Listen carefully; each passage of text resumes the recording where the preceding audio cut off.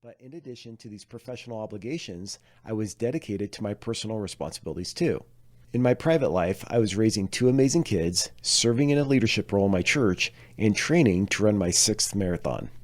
I was always busy, but if I'm being honest, I was sort of stuck in a revolving door of avoidance when it came to my marriage, constantly moving, but not really getting anywhere. My marriage had been on the rocks for years, and by that point, it was toxic. Despite knowing that, I was reluctant to leave because I thought that would make me exactly like my dad, and I didn't want that. I couldn't bear to disappoint my kids the same way I had been disappointed, but I had to be honest with myself. It was time to leave.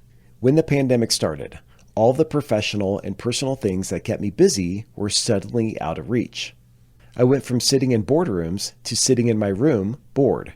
And the longer I sat, the harder it became to ignore the things I had been neglecting.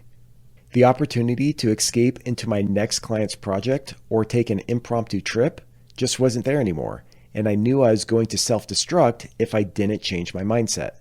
I had to tackle my problems head on, feel the pain, embrace it, accept it, and let it go. But at the same time, I wasn't sure exactly how to do any of that or where to start. Feeling weightless now reminded me that negativity in any form can weigh you down if you hold on to it long enough.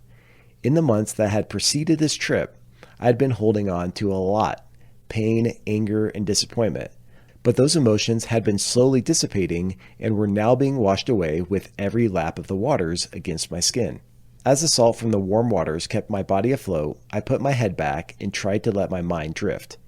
Despite being thousands of miles away from my home, the things that I'd been holding on to still seemed to be right there beside me whenever I closed my eyes. Even though I felt more at peace than I had in months, I couldn't help but reflect on how dramatically different my life had been just several months earlier. Cards on the table, I know I wasn't a perfect partner, but I had been miserable for years. I want to be clear, though, that I take full responsibility for the role I played in my marriage ultimately failing, and I can honestly say I only want the best for the mother of my children. The decision to get divorced wasn't a choice I made lightly, however. Throughout my life, I've found that being in or near water has given me the space to be alone with my own thoughts. Perhaps that's why I ended up at the Dead Sea. For a long time, though, my shower had served as my sanctuary to reflect and introspect. There, I received most of my inspiration and clarity on my thoughts, and the day I decided to leave my marriage was no exception. The water was hot, but my skin, like the rest of my body, was numb. I didn't feel anything, physically or emotionally. The sound of the shower was loud enough to drown out the anxious voice that had been taunting me whenever I found a moment of stillness. I let the water wash over me, focusing on the feeling of every drop hitting my body, and then my mind went quiet. As I stood there, a small whisper broke the silence. "She cannot hurt you anymore." That was it. One simple phrase that gave me the permission I needed to move forward and become free. It was at that moment that I accepted the decision to move on, because I understood that if I didn't, this marriage was going to destroy me and my ability to be there for the people I loved. And although coming to that decision took a huge weight off my shoulders, the hard part was what happened in the months that followed.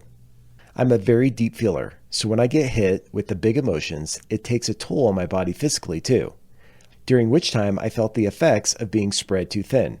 I was still working on expanding my business, trying to build a new home for my kids, navigating difficult negotiations with lawyers, racking up legal bills, and attempting to stave off the depression that consumed me a little bit more each day. I didn't want to be sad, struggling Steve anymore. I wanted to be super Steve again. I wanted to give my time and passion to the things that brought me joy: my God, my family, my life. What we resist persists, I reminded myself. And so I gave myself a deadline to pull myself together and get back on my feet. As part of that effort, I gifted myself the trip to the Dead Sea. It may seem random, but setting a deadline is a strategy that previously worked for me. Right before I turned 20, I found myself at a low point.